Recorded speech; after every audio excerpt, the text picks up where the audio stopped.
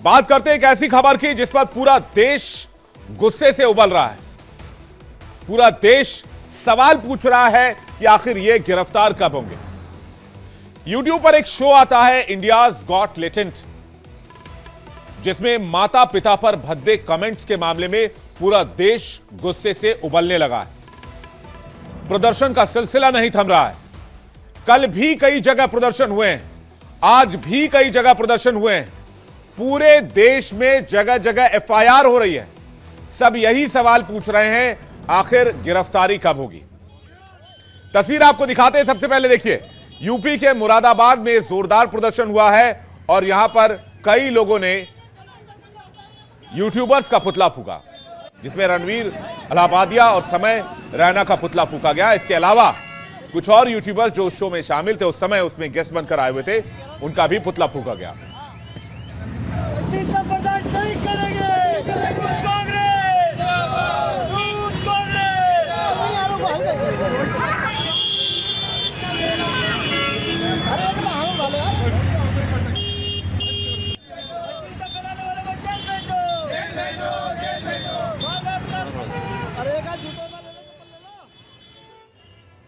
लोग जगह जगह लिख रहे हैं, ठरकियों को जेल भेजो, इनको जूते मारो। भद्दे कमेंट्स के मामले में यूट्यूबर रणवीर अलाहाबादिया और समय रैना के खिलाफ मुंबई में 2 दिन में दूसरी बार एफआईआर दर्ज की गई है। यह कार्रवाई महाराष्ट्र पुलिस की साइबर ब्रांच ने की है। रणवीर और समय के अलावा इस शो के 29 गेस्ट के खिलाफ भी केस दर्ज हुआ है, जिन्होंने पहले एपिसोड से अब तक के शो में हिस्सा लिया था। वहीं ऑल इंडियन सिने वर्कर्स एसोसिएशन ने इंडियाज गॉट टैलेंट नाम के इस शो को बैन करने के लिए गृह मंत्री अमित शाह को भी खत लिखा है। एसोसिएशन का कहना है कि इस तरह के शो देश के युवाओं को भ्रमित कर रहे हैं, उन्हें गुमराह कर रहे हैं, उन्हें बर्बाद कर रहे हैं। इसके अलावा मुंबई के वर्सोवा में सुबह यूट्यूबर रणवीर अलाहाबादिया के घर 5 पुलिस अफसरों की टीम पहुंची। तस्वीरें आपको दिखा रही है। देखिए, ये वही अपार्टमेंट है जहां पर रणवीर अलाहाबादिया रहा करता है और 5 पुलिस ऑफिसर्स की टीम जो उनके घर पर पूछताछ करने के लिए पहुंची, वो इस तस्वीर में आप देख सकते हैं। 5 पुलिस ऑफिसर्स घर पर पहुंचे और समन दिया कि आप पूछताछ के लिए आइए। सरकार सख्त है, हर जगह एफआईआर हो रही है। यहां तक कि असम के सीएम हेमंत बिस्वा शर्मा ने भी पुलिस को आदेश दिया है कि इस शो में जितने लोग मौजूद थे, सबके खिलाफ एफआईआर दर्ज कराई गई है असम में और जांच भी शुरू कर दी गई है। वही सिंगर बी प्राक ने पेरेंट्स और महिलाओं पर भद्दे कमेंट के मामले में यूट्यूबर रणवीर अलाहाबादिया के पॉडकास्ट में जाने से इनकार कर दिया है। उन्होंने कहा कि मैं बियर बाइसेप्स के पॉडकास्ट में जाने वाला था, लेकिन अब इसे कैंसिल कर दिया है। वजह है उसकी गिरी हुई मानसिकता। हमारे साथ इस वक्त आपको बी प्राक का बयान सुनवाए, हमारे साथ इस वक्त वेटरन एक्टर और बहुत मशहूर फिल्म अभिनेता रजा मुराद साहब फोन लाइन पर जुड़ रहे हैं। उन्होंने भी आज अपनी बात इस शो को लेकर, इस कमेंट को लेकर रखी, जिसे सोशल मीडिया पर काफी सपोर्ट मिल रहा है। मुराद साहब, क्या कहेंगे जिस तरह का ये शो है और जिस तरह की इसमें बातें की जा रही हैं? बड़े अफसोस की बात है कि थोड़ी वक्ती सस्ती शोहरत हासिल करने के लिए, झूठी लोकप्रियता हासिल करने के लिए ऐसी भद्दी बात कही गई है, ऐसी शर्मनाक बात कही गई है। हमारे देश में माँ बाप को जो है भगवान का दर्जा दिया जाता है, को देवी का दर्जा दिया जाता है। वो 9 महीने आपको पेट में रखती है, खून से सींचती है, दूध पिलाकर आपको बड़ा करती है, परवरिश करके आपको जवान करता है, और आप माँ बाप के बेडरूम में घुस रहे हैं, उनके बारे में अश्लील बातें कर रहे हैं। माँ सबकी सांझी होती है, किसी की भी माँ हो, वो सबकी सांझी है। किसी की माँ के बारे में ऐसी अश्लील बातें करना, ये ना तो हमारी सभ्यता है, ना ये हमारा कल्चर है। तो बहुत अफसोसनाक बात है। और देखिए, जो टॉप कॉमेडियंस रहे हैं, जो टीवी पर भी आते हैं जी, वो कपिल शर्मा हो, वो स्वर्गीय राजू श्रीवास्तव हो जी, वो जॉनी लीवर हो, कभी उनके मुंह से आप कोई भी अपशब्द या गाली नहीं सुनेंगे। लेकिन अफसोस की बात यह है कि ऐसी वारदातें हो रही थीं ऐसे अपशब्दों का इस्तेमाल हो रहा था, गंदी गंदी गालियां एक दूसरे को दी जा रही थी, लेकिन कभी इसके खिलाफ कोई खड़ा नहीं हो रहा था। चलिए, देर आए दुरुस्त आए, ये बात जो है ये नोटिस की गई है और इसको सरकार भी गंभीरता से ले रही है और लोकसभा में भी इसके बारे में सवाल उठाए गए हैं।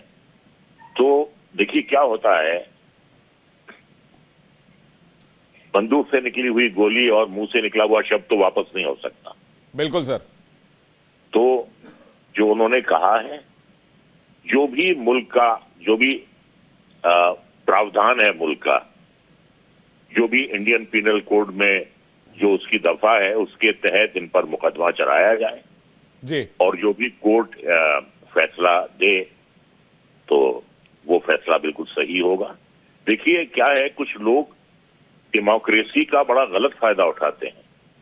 वो डेमोक्रेसी हो, वो फ्रीडम ऑफ स्पीच हो। फ्रीडम ऑफ स्पीच का मतलब जो है किसी का चरित्र हनन करना नहीं है। फ्रीडम ऑफ स्पीच का मतलब माँ बाप के बेडरूम में घुसना नहीं है जी। तो ये बात जो है, ये इसकी जितने कड़े शब्दों में निंदा की जाए जी उतनी ही कम है। मुराद साहब, एक और सवाल आपसे कि ये किस तरह का ट्रेंड है? इसको लोग लाखों, मैं सारे युवाओं की बात नहीं कर रहा, मैं उन लोगों की बात कर रहा हूं जो इसको इस तरह के शोज को सपोर्ट करते हैं। लाखों करोड़ों में व्यूज आ रहे हैं और इस पर कोई सेंसरशिप नहीं है सर। आप लोग जो भी फिल्म बनाते थे, जो भी काम करते थे, उस पर सेंसरशिप होती थी। अगर वो सिर्फ बड़ों के लिए ब्रूटल एक्शन है तो उसमें एक कैटेगरी लगती थी। ये हर किसी के लिए एक्सेस है, इसको 5 साल का बच्चा भी यूट्यूब पर उठाकर देख सकता है। ये कितना खतरनाक है सर? ये बहुत खतरनाक है। देखिए, हमारी फिल्मों में तो रखेल जैसा शब्द जो है आप इस्तेमाल नहीं कर सकते, उसे सेंसर काट देता है। ये जो है इनको खुली छूट मिली है, कोई इनकी लक्ष्मण रेखा नहीं है। इस छूट का ये बहुत गलत फायदा उठा रहे हैं, लेकिन हर बात की एक हद होती है और ये बातें जो हैं ये अब हदों को पार कर गई हैं। युवा पीढ़ी का क्या असर पड़ेगा? देखिए, बच्चे जो हैं वो गलत बातें जल्दी सीखते हैं। एग्जैक्टली। तो ये जो ट्रेंड है ये बड़ा खतरनाक है, ये भविष्य के लिए भी बड़ा खतरनाक है। तो इस पर अंकुश लगाना बहुत जरूरी है भाई। मुराद सर, एक आखिरी सवाल आपसे कि इस पर एक्शन क्या होना चाहिए और सेंसरशिप कैसे लाई जाए इस तरह के कंटेंट के लिए? अब देखिए, क्या सरकार की क्या मजबूरी है या सरकार की क्या पॉलिसी है कि इस पे सेंसरशिप नहीं लगी है। मैं कहता हूं भले सेंसरशिप ना हो, लेकिन आप खुद अपनी एक लक्ष्मण रेखा खींचिए कि हमें इसके बाहर नहीं जाना है जी। खुद आप एक जिम्मेदार शहरी हैं, आप पढ़े लिखे हैं, खुद आपको मालूम होना चाहिए कि क्या बात सही है, क्या गलत है, कहां तक हमें कहना है किसी बात को। लेकिन उसके आगे अगर जाते हैं तो फिर उस पे एक्शन लेना जो है वो अनिवार्य है। जी, ठीक बात है। रजा मुराद साहब, बहुत शुक्रिया और इस खबर पर आप हमारे साथ जुड़े, अब बातचीत अपनी रखी और आपने फिल्मी सितारों का जो पहलू है, जो बॉलीवुड के स्टार्स हैं, जो रुपहले पर्दे के स्टार्स हैं, वो क्या सोचते हैं इस मामले पर, ये जानकारी भी आपने दर्शकों तक पहुंचाई। लेकिन सिंगर बी प्राक की अगर बात करें तो उन्होंने भी इस भद्दे कमेंट के मामले में एक बड़ा डिसीजन ले लिया है और जो ये यूट्यूबर रणवीर अलाहाबादिया एक शो करता है उसके पॉडकास्ट में जाने से इनकार कर दिया है। उन्होंने कहा है कि मैं इस शख्स के शो में जाने वाला था, रणवीर अलाहाबादिया के पॉडकास्ट में जाने वाला था, लेकिन अब इसे कैंसिल कर दिया है और इसकी वजह है इस शख्स की गिरी हुई मानसिकता। क्या कहा है, सुनिए। मैं ना यार एक पॉडकास्ट में जाने वाला था अभी, जो bear biceps, and we cancel that. क्यों? क्योंकि आपको पता है कि वो कैसी पैथेटिक थिंकिंग है और कैसे शब्द यूज करे गए हैं समय रैना के शो पे। ये हमारा कल्चर ही नहीं है। आप अपने मतलब के पेरेंट्स के कौन सी स्टोरी बता रहे हो? आप उनकी कौन सी बातें कर रहे हो, किस तरीके से बातें कर रहे हो, ये कॉमेडी है? This is not at all comedy. ये रणवीर अलाहाबादिया, आप सनातन धर्म को प्रमोट करते हो, स्पिरिचुअलिटी की बात करते हो, इतने बड़े बड़े लोग आपके पॉडकास्ट पे आते हैं, इतने बड़े बड़े संत आते हैं आपके पॉडकास्ट पे, और आपकी इतनी घटिया सोच है। वहीं all India cine workers association India's got latent show पर बैन के लिए गृह मंत्री अमित शाह को खत लिखा है। एसोसिएशन का कहना है कि इस तरह के शोज देश के युवाओं को भ्रमित कर रहे हैं। महिला आयोग ने भी अलाहाबादिया और समय रैना और दूसरों को समन भेजा है। 17 फरवरी को एनसीडब्ल्यू कार्यालय में बुलाया गया है। इंदौर में भी रणवीर अलाहाबादिया के खिलाफ शिकायत दर्ज कराई गई है। इस बीच मुंबई के वर्सोवा में यूट्यूबर रणवीर अलाहाबादिया के घर 5 पुलिस ऑफिसर्स की टीम पहुंची। पुलिस ने 10 फरवरी को शो के होस्ट समय रैना, रणवीर अलाहाबादिया और अपूर्व मकीजा समेत शो के आयोजकों पर केस दर्ज किया था। National human rights commission NHRC की मांग पर यूट्यूब ने इंडियाज गॉट लेटेंट के विवादित एपिसोड को फिलहाल रिमूव कर दिया है, हटा दिया है। वह इस मामले में महाराष्ट्र के सीएम देवेंद्र फडणवीस का बड़ा बयान सामने आया, जिसमें उन्होंने कार्रवाई करने तक की बात कह दी है। बहुत भद्दे तरीके से कुछ चीज़ों को कहा गया है, प्रेजेंट किया गया है, ऐसा मुझे भी पता चला है, जो बिल्कुल गलत है।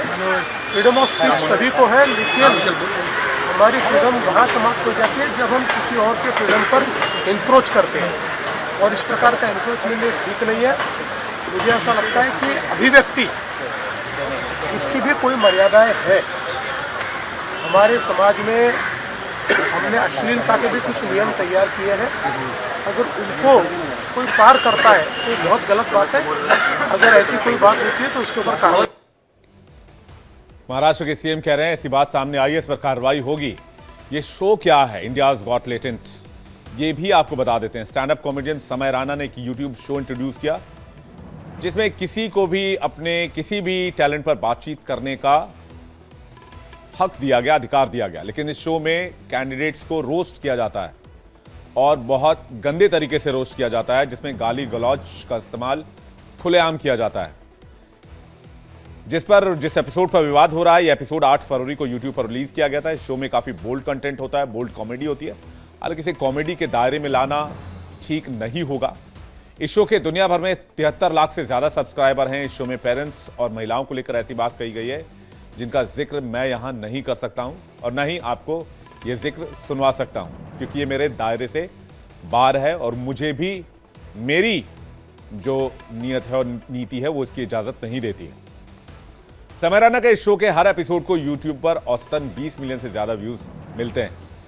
समय को छोड़कर इस शो के हर एपिसोड में जज बदलते रहते हैं। हर एपिसोड में नए कंटेस्टेंट्स को परफॉर्म करने का मौका मिलता है। कंटेस्टेंट को अपना टैलेंट दिखाने के लिए 90 सेकंड दिया जाता है। समय रैना के YouTube show India's got latent में पेरेंट्स पर भद्दे कमेंट करने का मामला संसद तक पहुंचा।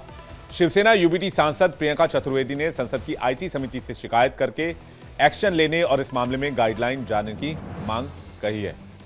प्रियंका चतुर्वेदी ने क्या कहा, आपको सुनवाते हैं।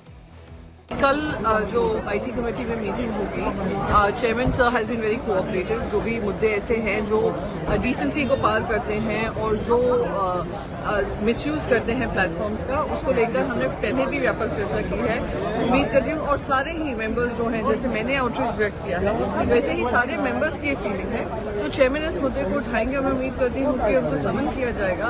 वो सारे लोग जो मर्यादाओं को पार करते हुए, चीट करते हुए अपनी टीआरपी का नौटंकी करते हैं, आईबॉल्स ग्रैब करते हैं, कंट्रोवर्सी कर अपने एल्गोरिथम के माध्यम से और पैसा कमाते हैं और कोलैबोरेशन होते हैं। तो ये कहीं ना कहीं एक चर्चा का विषय रहेगा। मैं उम्मीद करती हूँ चेयरमैन इसको अनुमति देंगे और हम चर्चा करेंगे। इस मुद्दे पर बीजेपी अभिनेता से नेता बने रवि किशन का क्या कुछ कहना है, सांसद रवि किशन का क्या कहना है, वो भी आपको सुनवाते हैं। दुखद है, बहुत दुखद है। और इस तरह का प्रयोग उन्होंने जो किया है, कानून का उल्लंघन करना है तो कानून के दायरे में आता है। अगर ये संसदीय समिति ने ये डिसीजन लिया है, मुझे अभी इसकी जानकारी इस वक्त पार्लियामेंट में नहीं हुआ होगा, तो डेफिनेटली उनको बुलाया जाएगा।